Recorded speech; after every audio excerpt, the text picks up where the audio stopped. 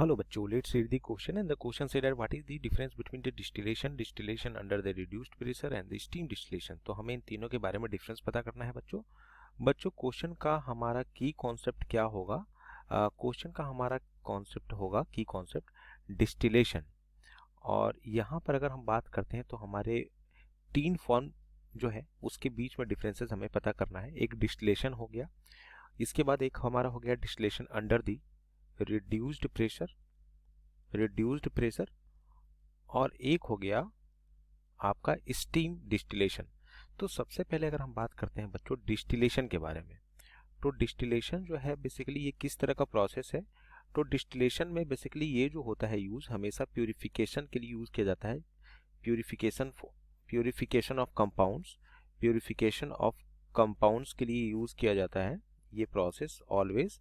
और इतना ही नहीं, बेसिकली यहाँ पर जो कंपाउंड्स होते हैं वो एसोसिएटेड होते हैं नॉन वोलेटाइल इम्प्योरिटीज के साथ। किसके साथ? नॉन वोलेटाइल इम्प्योरिटीज के साथ। और इतना ही नहीं, बल्कि यहाँ पर जो होते हैं ये डिकम्पोज नहीं करते हैं बॉइलिंग पर। सो अगर हम दूसरे वर्ड में बोले तो डिस्टिलेशन जो होता है यूज किया जाता है टू सेपरेट दी volatile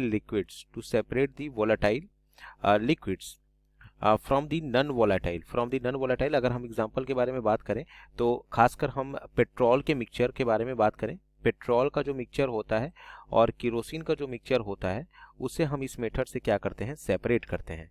इसके बाद बच्चों हम बात करते हैं distillation under the reduced pressure. तो इस केस में क्या होता है बच्चों? इस केस में ये जो मेथड होता है ये हमेशा यूज किया जाता है टू प्यूरिफाई अ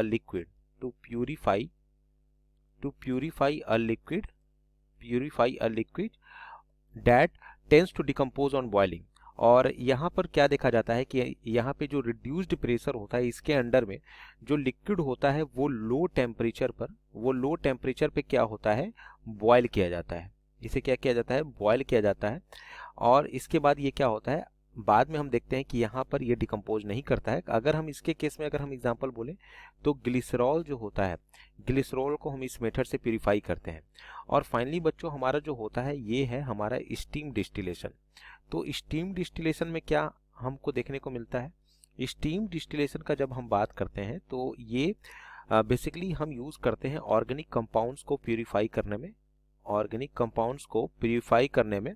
और बेसिकली ये स्टीम वोलेटाइल होता है और इमिसिबल होता है वाटर में। और जब हम यहाँ से स्टीम को पास करते हैं तो जो कंपाउंड होता है वो हीट होता है, उसमें वो हीटेड होता है। और इसके बाद जो स्टीम होता है वो कंडेंस्ड होकर क्या बनाता है? वो कंडेंस्ड होकर बना देता है पानी, यानी कि वाटर का फॉर्म वो बनाता है। And after some time the mixture of water and liquid starts boil and passes through the condenser, or this condensed mixture of water and liquid is then separated by using the separating funnel। तो यहाँ पर example हमारा होगा water और aniline का जो mixture होता है इसको हम सेपरेट करते हैं इस मेथडोलॉजी से। So this is the answer and explanation to the question. Hope you understood it well. Best of luck.